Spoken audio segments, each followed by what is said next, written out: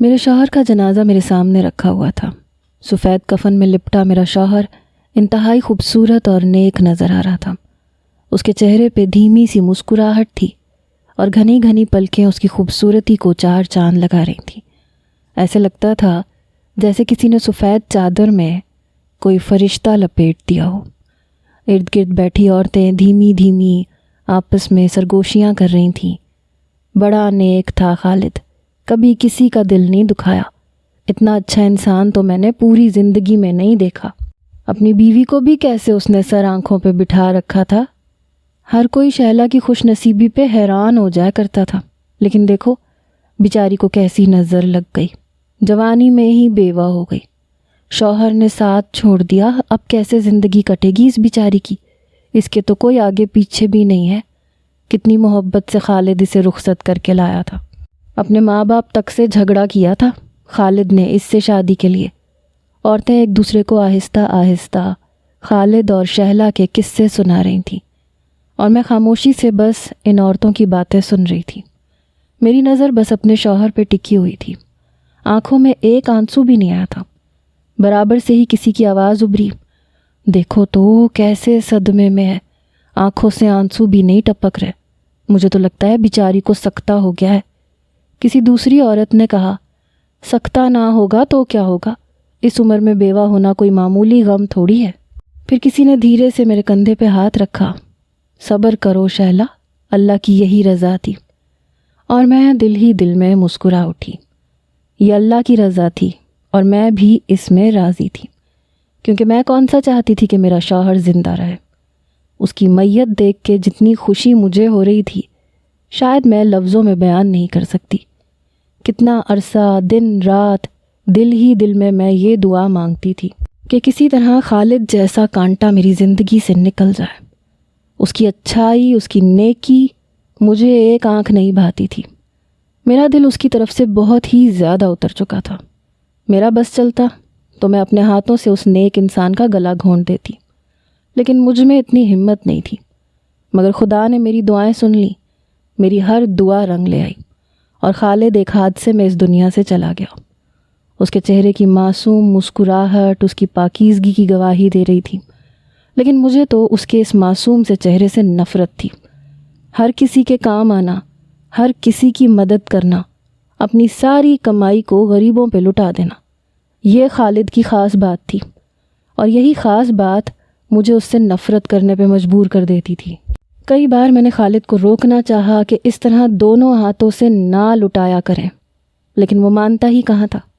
کہتا تھا کون سا اپنے پیسے لٹا رہا ہوں، یہ تو خدا کی طرف سے میرے پاس امانت ہے، اور پھر میں نے کبھی تمہارے خرچوں میں تو کوئی کمی نہیں کی۔ یہ سچ تھا، خالد نے کبھی میرے خرچوں میں کمی نہیں کی تھی، لیکن جس طرح کی عیاشی میں چاہتی تھی وہ خالد کے ساتھ ممکن بھی نہیں تھی۔ خالد سارا ایکسٹرا پیسہ غریبوں پہ خرچ کرنے کے بعد سکون کی نیند سوتا تھا، اور میری نیندیں اڑ جایا کرتی تھیں۔ مجھے بڑی سی گاڑی چاہیے تھی، ڈائمنڈ کا سیٹ چاہیے تھا، مجھے ہر وہ چیز چاہیے تھی جو امیروں کے پاس ہوتی ہے، لیکن خالد مجھے وہ سب کچھ نہ دے سکا۔ وہ کہتا تھا میں تمہیں 2 وقت کی روٹی اور سکون کی زندگی دے رہا ہوں، اور یہی میرا فرض ہے۔ ایسا نہیں ہے کہ ہمارے گھر میں گاڑی نہیں تھی یا ملازمہ نہیں تھی، لیکن وہ والی مہنگی ترین گاڑی نہیں تھی جو مجھے چاہیے تھی۔ نارمل سی گاڑی تھی، نارمل سا ہی بنگلہ تھا۔ وہ عالی شان چیزیں جو مجھے اپنی طرف اٹریکٹ کرتی تھیں وہ سب میرے شوہر کے پاس نہیں تھیں۔ وہ چاہتا تو خرید سکتا تھا، لیکن اس نے کبھی وہ چاہت ہی نہیں رکھی۔ اسی وجہ سے میں چاہتی تھی کہ خالد کسی بھی طرح میری زندگی سے نکل جائے، اور آج وہ خاموشی سے ہمیشہ کے لیے چلا گیا۔ اس کی میت پہ بیٹھی میں خوشی منا رہی تھی، لیکن میں نے اپنے چہرے سے اس بات کا اظہار نہ کیا۔ میرے چہرے پہ سنجیدگی تاری تھی، آنکھوں میں ایک آنسو بھی میں چاہ کے بھی نہ لا سکی۔ میری ساس جو دوسری طرف بیٹھی تھیں میری طرف دیکھ کے کہنے لگی، یہ عورت کھا گئی میرے بیٹے کو، یہ ساری بربادی اس عورت کی وجہ سے ہوئی ہے۔ میرا بچہ جوان اپنی جوانی میں ہی چلا گیا، اس عورت نے اس کی ساری نیکیوں کو ہمیشہ برباد ہی کیا ہے۔ وہاں موجود عورتیں میری ساس کو چپ کروانے کی کوشش کر رہی تھیں کہ ایسی باتیں نہ کرو، تمہاری بہو بیوہ ہوئی ہے، اس کے غم کا اندازہ کرو، تمہارا بیٹا تھا تو اس کا بھی شوہر تھا۔ خالد کی خالہ نے اپنی بہن کو سمجھایا، لیکن وہ منہ بھر بھر کے مجھے بد دعائیں دے رہی تھی، اور ایک ماں کی بد دعائیں لیتے وقت مجھے یہ احساس نہیں ہو سکا کہ ماں کی بد دعائیں دعاؤں کی طرح عرش کو ہلانے کی طاقت رکھتی ہیں، اور میری زندگی میں بہت جلد میرے کیے کا نتیجہ سامنے آنے والا تھا۔ میں تو اور بھی مظلوم بن کے چہرہ جھکا کے بیٹھ گئی، جبکہ کچھ عورتیں دھیمی دھیمی سرگوشیوں میں کہہ رہی تھیں، خالد کی ماں کو دیکھو، ایسے وقت پہ بھی بہو کو برا بھلا کہہ رہی ہے، پیٹھ پیچھے تو نہ جانے کیا کچھ سناتی ہوگی۔ اور میں بس آنسو بہاتی ہوئی چہرہ جھکائے بیٹھی رہی، جیسے سارے غم کے پہاڑ مجھ پہ ہی تو ٹوٹے ہوں۔ خالد کا جنازہ اٹھا تو پورا گھر سسکیوں سے گونجنے لگا۔ خالد کی ماں دیوانی ہو گئی، لیکن میں بالکل سکون کے عالم میں کونے میں بیٹھی رہی۔ کوئی مجھے کہتا آنسو بہا لو، کوئی کہتا رو لو، کوئی کہتا آخری دیدار کر لو، لیکن میں نے بس دیوار سے ٹیک لگایا اور اپنی آنکھیں بند کر لی۔ دل نے ایک سکون کا سانس بھرا تھا، اور میں نے اپنے آپ کو دلاسا دیا تھا کہ کچھ دن کا ڈرامہ اور پھر اس کے بعد میں ان سب مصیبتوں سے آزاد ہو جاؤں گی۔ اس گھر میں میرا دم گھٹتا تھا، اب مجھے آزادی ملنے والی تھی۔ میرا بس چلتا تو میں خوشی میں بھنگڑے ڈالنے لگتی، لیکن میں نے لوگوں کا لحاظ کیا۔ پھر ایک ایک کر کے سارے مہمان چلے گئے، گھر خالی ہو گیا۔ میں اپنے کمرے میں گئی تو میں نے دروازے کو اندر سے کنڈی لگا لی، اور اس کے بعد میں نے جس انداز میں خوشی منائی تھی، یہ صرف میں اور میرا رب جانتا تھا۔ میں نے اتنا پرسکون خود کو آج تک محسوس نہیں کیا تھا۔ ایسے لگتا تھا جیسے میرا شوہر نہیں مرا بلکہ میں آزاد ہو گئی۔ میں نے فوراً فون پہ ایک نمبر ڈائل کیا اور اپنے کان سے لگا لیا۔ تھوڑی دیر بعد کال ریسیو ہو گئی۔ مبارک ہو شہلا، بنا کچھ کیے تمہارے راستے کا کانٹا ہٹ گیا، قبر میں اتار کے مٹی ڈال دی ہے، کچھ دیر بعد تمہارے گھر آؤں گا، تعزیت کے بہانے تم سے ملاقات ہو جائے گی۔ جلال کی بات سن کے میں زور سے ہنسی تھی۔ ہاں کیوں نہیں، میں انتظار کر رہی ہوں، اسی دن کے لیے تو میں نے کب سے دعائیں مانگی تھیں۔ اور پھر میں بستر پہ سکون سے لیٹ کے مستقبل کے سہانے خواب سجانے لگی۔ جب سے میں جلال سے ملی تھی تب سے مجھے خالد سے اور بھی نفرت ہو گئی تھی۔ جلال میرے شوہر خالد کا بزنس پارٹنر تھا۔ پہلی بار ہماری ملاقات ایک دعوت میں ہوئی تھی۔ وہ دعوت مجھے آج بھی یاد تھی۔ میں نے سرخ رنگ کی ساڑی پہنی تھی، خالد کے ہاتھوں میں ہاتھ ڈالے میں اس دعوت میں داخل ہوئی۔ ریسیپشن پہ کھڑا جلال ہمیں دیکھتے ہی ہماری طرف چلا آیا۔ اسے دیکھ کے میں پلکیں جھپکانا بھول گئی۔ 6 فٹ 4 انچ کا ایک خوبصورت جوان مرد تھا جو کسی بھی عورت کے دل کو پوری طرح دھڑکا سکتا تھا۔ پھر اس نے میری طرف ہاتھ بڑھایا تو میں ایک دم ہی گھبرا گئی۔ میں نے خالد کو دیکھا تو اس نے بھی اس بات کو کچھ عجیب سے انداز سے محسوس کیا تھا، مگر میں نے فوراً جلال کا ہاتھ تھاما اور مسکراتے ہوئے اس سے سلام دعا کی۔ پھر ساری تقریب میں جلال ہمارے ارد گرد ہی منڈلاتا رہا۔ کئی بار اس نے میری خوبصورتی کی تعریف کی اور خالد سے کہا کہ وہ بہت خوش نصیب ہے جسے مجھ جیسی بیوی ملی ہے۔ یہ سن کے میں اور بھی زیادہ خوش ہو گئی۔ دھیرے دھیرے وہ میرے حسن کی تعریف کرتا جا رہا تھا اور میرا دل خود بخود اس کی طرف مائل ہو رہا تھا۔ تقریب کے اختتام پہ جب ہم واپس اپنی گاڑی میں بیٹھے تو میں یہ کہے بغیر رہ نہ سکی کہ خالد، آپ کا دوست جلال تو بہت ہی اچھا ہے، آپ اس کے ساتھ مزید بزنس کو بڑھاتے کیوں نہیں ہیں؟ میری بات سن کے خالد نے ایک نظر میری طرف ڈالی۔ کہنے لگا، جب میں نے کاروبار شروع کیا تھا اس وقت میں جلال کو زیادہ نہیں جانتا تھا، اس لیے میں نے زیادہ بڑا کاروبار نہیں کیا۔ پھر وقت گزرنے کے ساتھ ساتھ مجھے اندازہ ہوا کہ جلال ایک کاروباری آدمی نہیں ہے، اس لیے میں نے مزید کاروبار کو نہیں بڑھایا۔ میں اس سے زیادہ ملنا جلنا بھی پسند نہیں کرتا۔ خالد نے سرسری طور پہ یہ بات کہی تھی، لیکن میں حیران رہ گئی تھی۔ مجھے تو جلال میں کوئی برائی نظر نہیں آئی تھی۔ یہی بات میں نے خالد سے کہہ بھی دی کہ جلال میں ایسی کون سی برائی ہے۔ خالد نے ایک نظر مجھ پہ ڈالی، گاڑی چلاتے ہوئے کہنے لگا، بس اس کی فطرت کچھ ٹھیک نہیں ہے. اب دیکھو نا کس طرح تمہاری طرف ہاتھ آگے کر دیا، جبکہ اچھی طرح جانتا ہے کہ ہم کس فیملی سے تعلق رکھتے ہیں، لیکن اسے ان سب باتوں کا احساس نہیں ہوتا. مجھے بے حیا قسم کے مرد پسند نہیں ہے، اور جلال کا تعلق ایسے مردوں میں سے ہے جو عورتوں پہ بری نظر ڈالتے ہیں. آج یہاں تمہیں مجبوری میں لایا ہوں کیونکہ پوری فیملی کو انوائٹ کیا گیا تھا، ورنہ میں شاید جلال کی کسی پارٹی میں تمہیں نہ لے کے جاؤں. خالد کی بات سن کے مجھے بڑا غصہ آیا. ایسی دکیا نوسی سوچ نہ جانے کب سے خالد کے اندر سما گئی تھی، یا پھر میں ہی اندھی تھی جسے خالد کی سوچ کا علم ہی نہیں ہو سکا، اور میں اس کی محبت میں گرفتار ہو گئی، اس سے شادی کر لی. شادی سے پہلے میں نے صرف خالد کا بڑا گھر، اس کی گاڑی دیکھی تھی اور اس کی محبت بھری باتوں کو قبول کر لیا تھا. لیکن شادی کے بعد مجھے اندازہ ہوا کہ خالد ویسا انسان نہیں ہے جیسا میں چاہتی تھی. مجھے پانی کی طرح پیسہ بہانے کا شوق تھا. مجھے ہر چیز عالی شان چاہیے تھی. میں چاہتی تھی خالد مجھے لے کے دنیا جہان کی سیر کرے.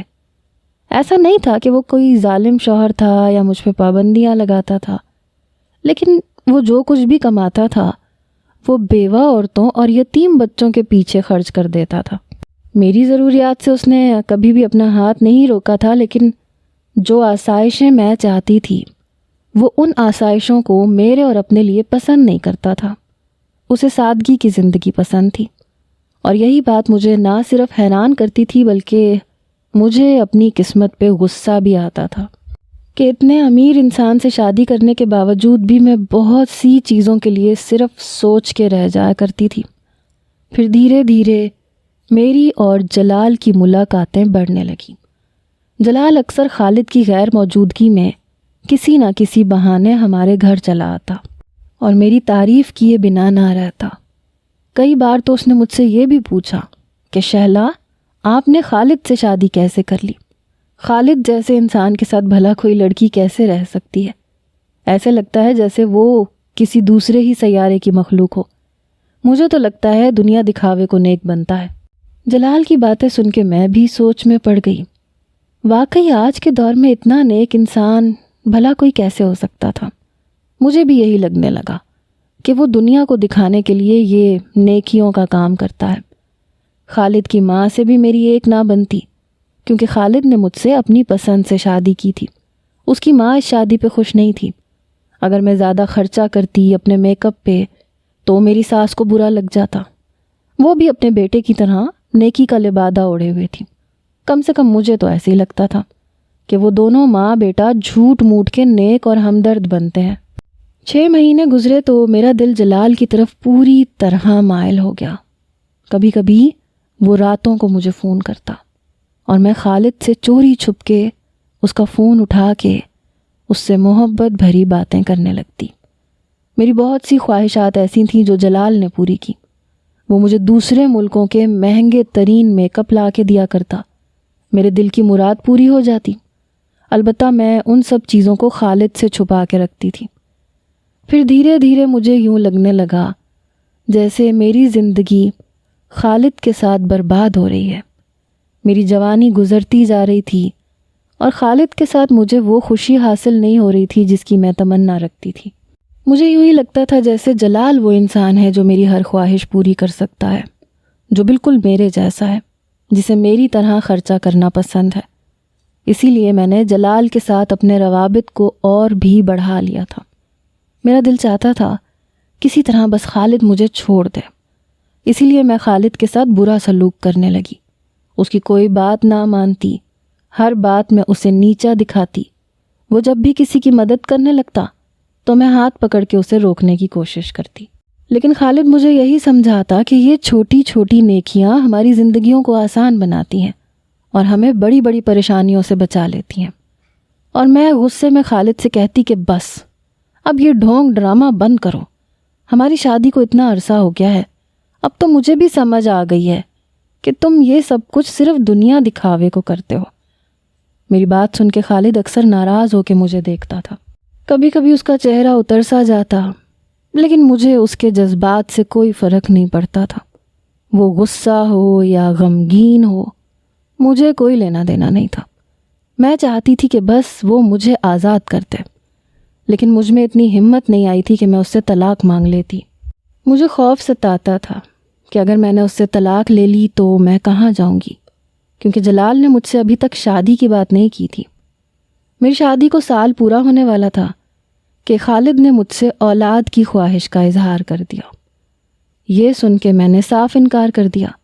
اتنی بھی کیا جلدی ہے، ابھی میری جوانی کے دن ہے، ہم دونوں ایک دوسرے کے ساتھ بہت اچھی طرح خوش رہ سکتے ہیں، گھوم پھر سکتے ہیں، ابھی یہ اولاد نام کی بیڑی پیروں میں ڈالنے کی کیا ضرورت ہے؟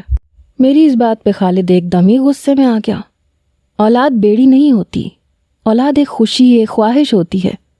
میرا دل چاہتا ہے کہ ہمارے آنگن میں بھی بچوں کے کہہ کہے گونجے۔ اگر تم ابھی تیار نہیں ہو تو میں کچھ عرصہ رکنے کے لیے راضی ہوں، لیکن اولاد کے نام پہ ایسی باتیں نہ کرو۔ اگر خدا نے تمہاری گود خالی چھوڑ دی تو ساری زندگی پچھتاؤ گی۔ خالد کی باتیں سن کے مجھے اتنا غصہ آیا کہ میں نے اس سے بات چیت ہی کم کر دی۔ خالد نے دوبارہ مجھ سے کبھی بچوں کی فرمائش نہیں کی، لیکن اس دن کے بعد سے ان کا رویہ کچھ کھینچا کھینچا ہو گیا۔ شاید میں نے جو کچھ کہا تھا وہ انہیں بہت ناگوار گزرا تھا، لیکن خالد مجھ سے کبھی زیادہ دیر ناراض رہ نہیں سکتے تھے، اس لیے کچھ دنوں کے بعد انہوں نے اپنا رویہ بھی ٹھیک کر لیا، میرے ساتھ دوبارہ پہلے کی طرح رہنے لگے۔ لیکن میں نے سوچ لیا تھا کچھ بھی ہو جائے میں خالد سے کبھی بچے پیدا نہیں کروں گی، ورنہ وہ بچے ساری زندگی میرے پیروں میں بیڑیوں کی طرح رہیں گے اور میں کبھی جلال کے ساتھ اپنے مستقبل کے بارے میں نہیں سوچ پاؤں گی۔ میں نے بنا خالد کو بتائے مانے حمل گولیاں استعمال کرنی شروع کر دیں۔ ساتھ ہی ساتھ میرے اور جلال کے رابطوں میں بھی اضافہ ہو گیا۔ میں نے یہ بات کھل کے جلال کو بھی بتا دی کہ میں کبھی خالد کے بچوں کی ماں نہیں بننا چاہتی۔ میری بات پہ جلال بہت ہی خوش ہوا۔ اس کا کہنا تھا کہ میں نے بالکل درست فیصلہ کیا ہے۔ جلال کا بھی یہی کہنا تھا کہ اگر تم ایک بار خالد کے بچوں کی ماں بن گئی تو وہ ہر بات میں تمہیں پریشرائز کرے گا۔ ابھی وہ تمہیں زیادہ گھومنے پھرنے کی اجازت نہیں دیتا، اس کے بعد تو وہ بچوں کے نام پہ تمہیں ایموشنلی بلیک میل کرے گا۔ جلال کی بات مجھے بھی کافی حد تک ٹھیک لگی تھی، اس لیے میں نے باقاعدگی سے وہ گولیاں کھانی شروع کر دی اور خالد کو کبھی بھی اس بارے میں بھنک بھی نہیں پڑنے دی۔ شادی کو 1 سال پورا ہوا تو میری ساس نے بھی بچے کی خواہش کا اظہار کر دیا۔ وہ بھلے ہی مجھے پسند نہیں کرتی تھیں، لیکن خالد کے بچے ضرور دیکھنا چاہتی تھیں۔ میں ان حالات سے پریشان ہونے لگی، لیکن پھر ایک دن اچانک ہی خالد کا ایکسیڈنٹ ہو گیا۔ وہ اتنی خاموشی سے اس دنیا سے گیا کہ کسی کو پتہ ہی نہ چلا، لیکن اس کے جنازے نے دنیا کو بتا دیا کہ وہ کس قدر نیک تھا۔ اتنے لوگوں نے شرکت کی تھی کہ شاید گنتی بھی نہیں کی جا سکتی۔ کتنی عورتیں میرے پاس آ کے بیٹھ کے روئیں کہ خالد ان کے گھر چلاتا تھا۔ کتنے یتیم بچے خالد کے لیے سپارہ پڑ رہے تھے، لیکن ایک میں تھی جس کا دل سکون اور خوشی سے بھرا ہوا تھا۔ پھر جب جلال نے بتایا کہ خالد کی تدفین ہو چکی ہے اور وہ مجھ سے ملنے آ رہا ہے تو میں نے اٹھ کے جلدی سے اچھا سا لباس پہنا، گہری سی لپسٹک لگا لی۔ رات کے 11 بجے کے قریب جلال مجھ سے ملنے کے لیے آیا۔ اس وقت تک سبھی مہمان چلے گئے تھے۔ میں اپنے کمرے سے نکلی کیونکہ جلال ڈرائنگ روم میں بیٹھا ہوا تھا، لیکن جیسے ہی میں نے ڈرائنگ روم میں قدم رکھا تو میری ساس جو ڈرائنگ روم میں جلال کے ساتھ بیٹھی تھیں مجھے دیکھ کے ہکا بکا رہ گئیں۔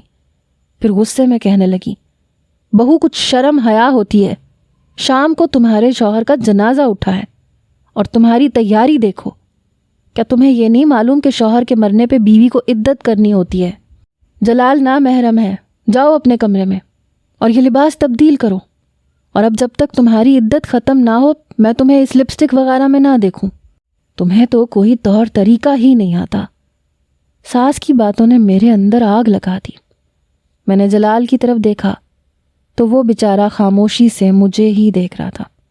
میری ساس کے آگے وہ بھی کچھ نہ کہہ سکا۔ میں پاؤں پٹختی اپنے کمرے میں آ گئی۔ جلال کچھ دیر بعد واپس چلا گیا۔ پھر اس نے مجھے فون کر کے کہا، تمہاری ساس کے ہوتے ہوئے ہمارا ملنا ممکن نہیں ہے۔ میں بھی پھوٹ پھوٹ کے رونے لگی۔ خالد سے آزادی ملی تو ساس کے نام کی زنجیر میرے پیروں میں جکڑی گئی، لیکن میں کیا کرتی، میرا کوئی میکا نہیں تھا، مجھے اپنی ساس کا ہی سہارا تھا، اس لیے ان کی بات سننا میری مجبوری تھی۔ پھر جلال نے بہت آہستگی سے ایسی بات کہی کہ میں ایک دم ہی چونک گئی۔ وہ کہنے لگا، تم وہ گھر چھوڑ کیوں نہیں دیتی؟ اب تو تمہارا شوہر بھی نہیں ہے، تم سے کون سوال جواب کرے گا؟ میں نے کہا، جلال میں یہ گھر چھوڑ دوں تو کہاں جاؤں؟ کہنے لگا، میرے پاس آ جاؤ، یہ عدت وغیرہ کچھ چھوڑو، میں تمہیں اپنا لوں گا۔ اس کی بات سن کے میں حیران رہ گئی، یہ پابندیاں تو مجھے بھی برداشت نہیں تھی، اس لیے میں نے اس کی بات مان لی۔ 2-4 دن تو خاموشی سے گزارے، پھر اس کے بعد اپنا سامان سمیٹا اور خاموشی سے ایک رات اس گھر کو چھوڑ کے نکل گئی۔ جلال کی گاڑی نے مجھے گلی کے کونے سے پک کیا اور پھر وہ مجھے اپنے ایک چھوٹے سے فلیٹ میں لے گیا۔ کہنے لگا، گھر والوں کو تمہارے بارے میں کچھ نہیں پتا، اس لیے میں اپنے گھر نہیں لے کے جا سکتا، البتہ ہم یہاں ساتھ رہ سکتے ہیں۔ یہ کہہ کے وہ میرے نزدیک آنے لگا۔ میں گھبرا کے پیچھے ہوئی۔ میں نے کہا، جلال تم نے کہا تھا تم مجھ سے شادی کرو گے۔ وہ کہنے لگا، ہاں شادی بھی ہو جائے گی، پہلے تھوڑی محبت تو ہو جائے۔ جلال کی بات سن کے میں گھبرا گئی۔ میں نے کہا، نہیں جلال، میں پہلے شادی کرنا چاہتی ہوں۔ وہ ہنسا، کہنے لگا، پھر میں صبح ہی کسی قاضی اور گواہوں کو لے آتا ہوں، ہم شادی کر لیتے ہیں۔ اس رات وہ مجھے اسی فلیٹ میں چھوڑ کے چلا گیا۔ پھر اگلی شام کو وہ واپس لوٹا، اس کے ساتھ قاضی اور گواہ بھی تھے۔ بغیر عدت پوری کیے میں نے جلال کے ساتھ نکاح کر لیا۔ میں بڑی خوش تھی کیونکہ مجھے میری منزل مل گئی تھی۔ جلال نے کہا تھا کہ وہ جلد ہی اپنے گھر والوں کو سب کچھ بتا دے گا اور پھر سب کچھ ٹھیک ہو جائے گا۔ جلال نے مجھے مستقبل کے حسین خواب دکھائے تھے کہ وہ مجھے اپنے ساتھ سمندر پار کی سیر کروائے گا، مجھے بڑا سا بنگلہ گفٹ کرے گا، میرے پاس خوب ساری گاڑیاں ہوں گی، نوکر چاکر ہوں گے، اور میں بس انہی سہانے خوابوں میں جھولا جھول رہی تھی۔ یہ سب چیزیں مجھے خالد کے گھر پہ بھی میسر تھیں، لیکن میں ہر چیز میں بہت زیادہ چاہتی تھی۔ میرے اندر کی ہوس اور لالچ ختم ہونے کا نام ہی نہیں لیتا تھا۔ یہ لالچ ہی تو تھا جو میں نے خالد سے شادی کی تھی۔ پھر جلال کے ساتھ میرا نکاح ہوا، قاضی اور گواہ چلے گئے تو جلال میرے قریب آ گیا۔ کچھ دیر مجھ سے باتیں کرنے کے بعد جب وہ میرے اور نزدیک آیا تو اس کا فون بجنے لگا۔ کہنے لگا، کچھ کاروبار کا ضروری کام ہے، میں باہر جا رہا ہوں، واپس آتا ہوں تو تم سے بات کرتا ہوں۔ وہ ہنستا مسکراتا باہر چلا گیا، لیکن پھر وہ رات کو واپس لوٹا تو اس کی حالت دیکھ کے میں کچھ چونک گئی۔ اس کی چال بگڑی ہوئی تھی۔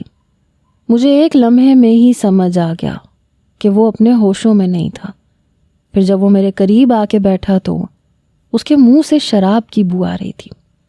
میں نے گھبرا کے پوچھا، جلال تم نے شراب پی ہے کیا؟ وہ زور سے ہنسا، کہنے لگا، ہاں میں تو اکثر ہی شراب پیتا ہوں اور کبھی کبھی آئس کا نشہ بھی کرتا ہوں۔ اس کی بات سن کے میرے ہوش اڑے تھے۔ مجھے شرابی لوگوں سے بہت خوف آتا تھا۔ خالد نے تو کبھی سگریٹ تک کو ہاتھ نہیں لگایا تھا، نہ وہ پان چھالیا کھاتا تھا، اس لیے میں ڈر کے پیچھے ہٹی۔ مگر جلال جو اب اپنے آپ میں نہیں تھا، اس نے میرے بالوں کو مٹھی میں دبوچ کے مجھے اپنے قریب کیا۔ کہنے لگا، کہاں بھاگ رہی ہو؟ نکاح کیا ہے تم سے، اب میں اپنا حق وصول کروں گا۔ یہ کہہ کے اس نے مجھے بستر پہ دھکا دے کے گرایا۔ میں نے جلال سے کہا، ہوش میں آؤ، کیا کر رہے ہو؟ لیکن وہ اپنے ہوش میں کیسے آتا؟ اس نے تو نہ جانے کتنی پی رکھی تھی۔ وہ ظلم اور زیادتی پہ اتر آیا۔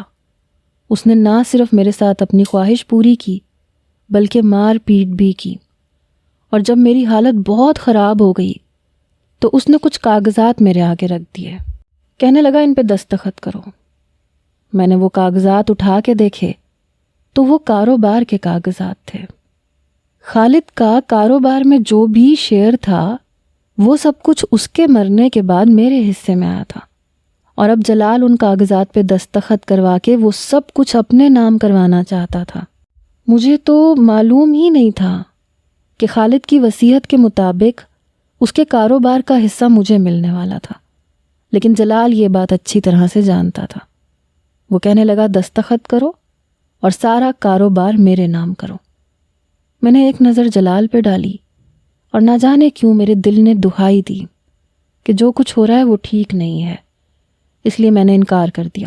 میں نے کہا میں ہرگز بھی خالد کا کاروبار تمہارے حوالے نہیں کروں گی، یہ کاروبار میرے حصے میں آیا ہے اور میں اس سے اپنی زندگی کی ہر خواہش پوری کروں گی۔ میری بات سن کے جلال نے میرے منہ پہ اتنی زور سے تماچا مارا کہ میرے ہونٹ سے خون آنے لگا۔ وہ حقارت سے کہنے لگا تجھے کیا لگتا ہے میں نے تجھے بیوی بنانے کے لیے تجھ سے شادی کی ہے؟ تجھ جیسی عورت سے بھلا کون شادی کرنا چاہے گا؟ اپنے اتنے نیک اور اچھے شوہر سے تو وفادار نہ ہو سکی، مجھ سے وفادار ہوگی۔ میں نے تجھے جان بوجھ کے اپنے جال میں پھنسایا تھا کیونکہ مجھے تیرے شوہر کے حصے کا کاروبار بھی چاہیے تھا، اور تیرا شوہر کسی حادثے میں نہیں مرا، میں نے جان بوجھ کے مروایا ہے اسے۔ مجھے لگا تھا کہ ایسا کرنے کے بعد مجھے آسانی سے جائیداد مل جائے گی، لیکن اس کے مرنے کے فوراً بعد وکیل نے بتایا کہ اس نے تو وصیت میں سب کچھ تمہارے نام کیا ہوا ہے، اسی لیے میں نے تمہیں یہاں بلایا اور تم سے شادی کی۔ اب تم ان کاغذات پہ دستخط کرو اور سب کچھ میرے حوالے کرو۔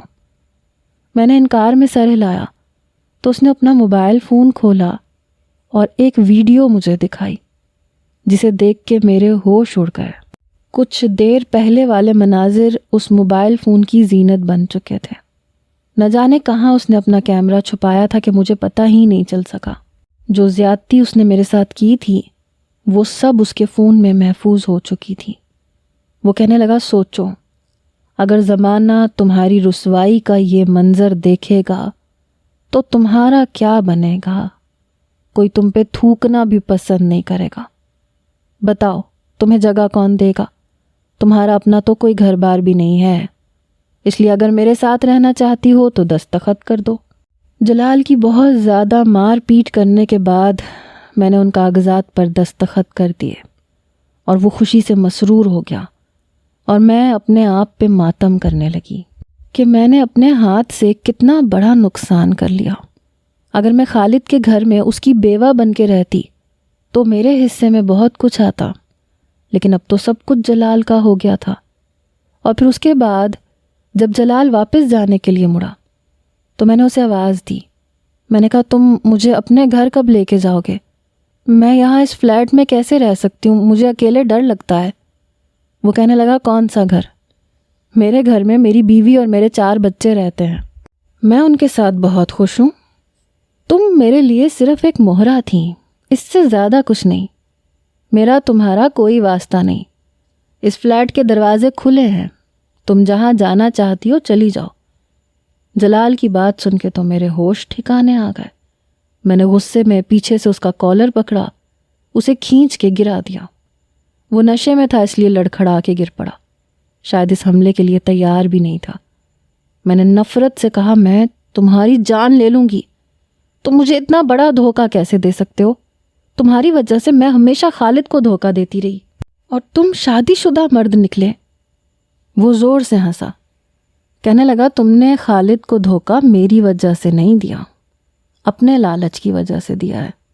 اس کی دی ہوئی زندگی، اس کی دی ہوئی آسائشات تمہارے لیے ناکافی پڑ رہی تھیں، اسی لیے تو اس کی موت کی دعائیں مانگتی تھی۔ اب مجھے قصوروار کیوں ٹھہراتی ہو؟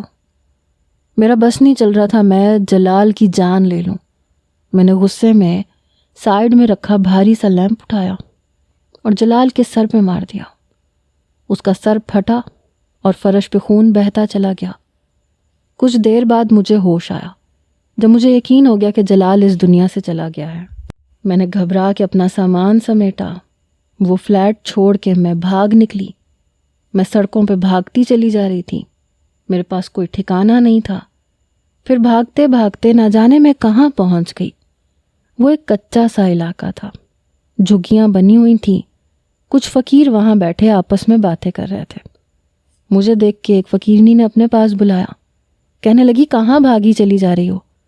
میں نے روتے ہوئے اس سے کہا کہ مجھے پناہ چاہیے، میں بہت خوفزدہ تھی، میرے ہاتھوں قتل ہوا تھا، مجھے پولیس سے بھی ڈر لگ رہا تھا، اگر میں پکڑی جاتی تو کیا ہوتا۔ اس نے اپنی جھگی میں مجھے جگہ دے دی، کہنے لگی تم میرے ساتھ یہاں رہ سکتی ہو۔ پھر میں اسی جھگی میں دن گزارنے لگی۔ میرے پاس خرچ کرنے کو پیسے نہیں تھے، اس لیے میں بھیک مانگ کے گزارا کرتی تھی۔ سڑک پہ بیٹھ کے بھیک مانگتے ہوئے بے اختیار مجھے خالد یاد آتا، جو سڑک پہ سے گزرتی ہوئی ہر بھکارن کی مدد کیا کرتا تھا۔ کتنے ہی غریب بچوں کو اس نے پڑھانے کے لیے اسکول تک بھیجا تھا۔ ایک دن میں ایسے ہی کٹورا لے کے سڑک پہ بیٹھی تھی جب ایک گاڑی میرے پاس آ کے رکی۔ شیشہ اترا اور کسی نے ہاتھ بڑھا کے میرے کٹورے میں نوٹ ڈالے۔ میں بس سر جھکائے بیٹھی ہوئی تھی، لیکن پھر میں نے چونک کے سر اٹھایا کیونکہ گاڑی آگے نہیں بڑھی تھی۔ میری نظر اس عورت پہ گئی جو گاڑی کے اندر سے حیرت سے ٹک ٹکی باندھے مجھے دیکھ رہی تھی۔ وہ کوئی اور نہیں، میری ساس تھی۔ میرے حلق سے ایک چیخ نکلی اور میں اماں کہہ کے پھوٹ پھوٹ کے رونے لگی۔ میری ساس گاڑی سے اتری، مجھے سینے سے لگایا، کہنے لگی شہلا تم کہاں چلی گئی تھی؟ میں نے تمہیں کتنا تلاش کیا۔ میں نے روتے ہوئے اپنی ساس کو سب کچھ سچ سچ بتا دیا۔ بہت دیر تک میری ساس خاموش رہی، پھر کہنے لگی چلو گاڑی میں بیٹھو، گھر چلو۔ میں حیران رہ گئی کہ میں جس عورت کے بیٹے کے مرنے کی دعائیں مانگتی تھی وہ مجھے گھر لے جانے کی بات کر رہی تھی۔ میری ساس کہنے لگی کہ بیٹے کے جانے کے بعد میں بالکل تنہا رہ گئی ہوں، کم سے کم اب تمہارے ساتھ یہ سوچ کے زندگی گزار لوں گی کہ تم کچھ اور نہیں تو میرے بیٹے کی محبت تو ضرور تھی۔ میں تمہیں اس سڑک میں نہیں چھوڑ سکتی۔ اگر آج خالد زندہ ہوتا تو تمہیں اس طرح دیکھ کے اس کی جان نکل جاتی۔ چلو میرے ساتھ۔ میری ساس مجھے واپس اسی گھر میں لے آئی تھی جہاں سے آزادی کی میں دعائیں مانگتی تھی، اور مجھے اس گھر میں داخل ہو کے احساس ہوا کہ یہ گھر میرے لیے کتنا محفوظ تھا۔ نہا دھو کے، صاف ستھری ہو کے جب میں اپنی ساس کے پاس پہنچی تو انہوں نے میرے آگے بہترین کھانا لگوا دیا۔ میں آنسوؤں سے رونے لگی۔ میری ساس نے میرا ہاتھ تھامے، کہنے لگی مجھے تم سے بہت گلے شکوے تھے کیونکہ میں جانتی تھی کہ تم ایک لالچی عورت ہو، لیکن آج مجھے تم سے کوئی شکایت نہیں ہے کیونکہ تقدیر نے تمہیں صحیح اور غلط سمجھا دیا ہے۔ تمہیں تمہارے حصے کی سزا مل چکی ہے۔ خالد شاید اتنی ہی زندگی لکھوا کر آیا تھا۔